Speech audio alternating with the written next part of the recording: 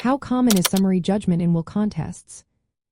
Have you ever wondered how often summary judgment comes into play during will contests?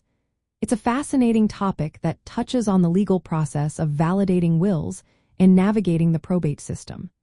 Summary judgment is a legal procedure that allows a court to resolve a case or specific issues without a full trial. This happens when the court finds there are no genuine disputes over material facts. In will contests, which are challenges to the validity of a will, summary judgment can be a useful tool. However, it is not something that happens all the time. Will contests often involve disputes about important issues like the testator's capacity, undue influence, or even fraud. These matters usually requiring a trial to sort out because they depend heavily on evidence. This evidence can include witness testimonies, medical records, and details surrounding how the will was executed. Because of this, courts are often hesitant to grant summary judgment unless the facts are clearly undisputed. That said, there are situations where summary judgment might be granted in will contests. For example, if the party contesting the will fails to provide enough evidence to support claims about lack of capacity or undue influence, the court may rule in favor of the will.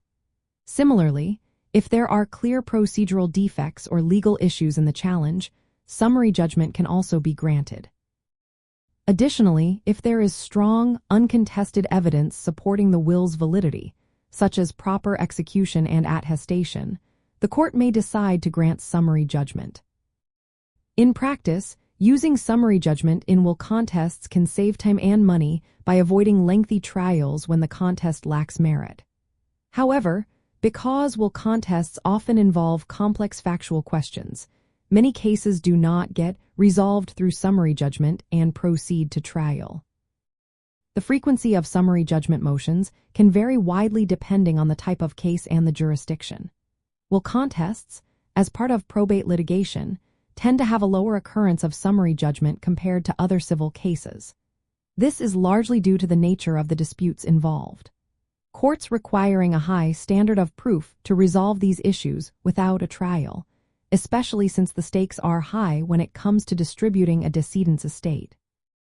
In summary, while summary judgment is a recognized option in will contests, it is relatively uncommon compared to other civil cases. Its usage largely depends on the absence of factual disputes and the strength of the evidence supporting the will's validity. For those involved in elder law and estate planning, understanding how summary judgment works can be a strategic part of navigating probate litigation.